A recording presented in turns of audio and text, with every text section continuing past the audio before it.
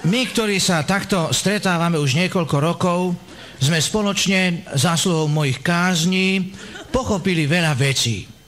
Vieme aj to, že ľudstvo od svojich počiatkov prežilo veľa hrôz, vojen, prírodných katastrof a iných balíčkov ozdravných opatrení. V písme sa o tom hovorí jasne. Koho Pán Boh miluje, toho balíčkom ekonomických opatrení navštevuje. Čo sa tohto týka, Slováci sú naozaj národom vyvoleným.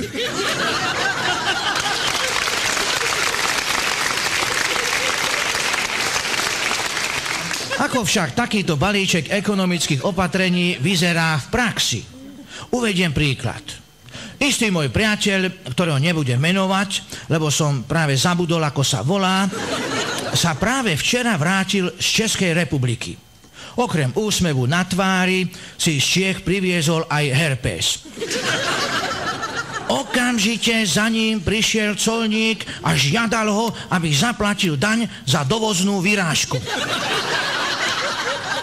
Priateľ protestoval a tak mu colník upravil kravatu a hornú sadzbu DPH, na čo sa dotyčnému zvýšil tlak a spodná hranica DPH.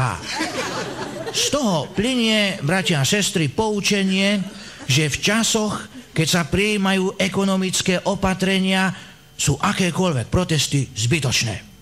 Občan musí pochopiť, že si opäť treba utiahnuť opasok.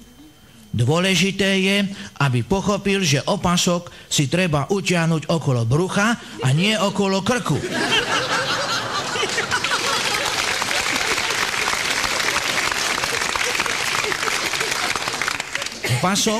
Opasok okolo brucha si treba utiahnuť kvôli tomu, že tu 4 roky vládol človek, ktorý si opasok okolo brucha neutiahol, ba dokonca si ho neutiahol ani okolo krku,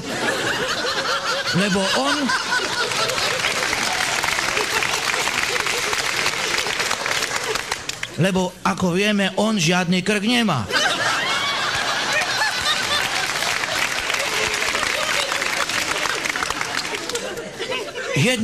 Jedno je isté.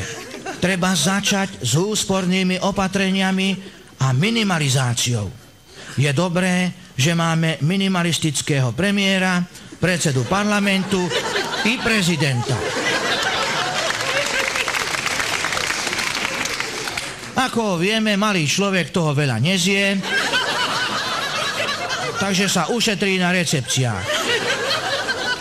Na druhej strane vládny bavorák je robený na mieru Helmuta Kohla, takže keď si doň sadne napríklad predseda Národnej rady, občania majú pocit, že je bavorák prázdny.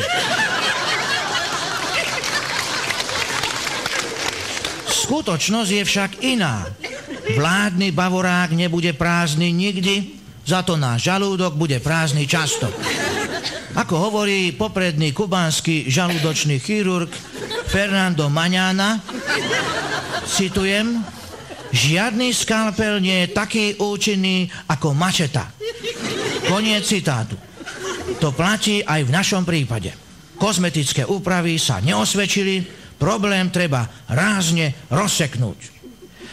Drahí bratia a sestry, počas blížiacich sa prázdnin buďte prosím opatrní a dávajte pozor na to, čo podpisujete. Ak by vás po 2 mesiacoch dovolenky nekontaktoval váš doterajší zamestnávateľ, buďte si istí, že namiesto dovolenkového lístku ste podpísali výpoveď.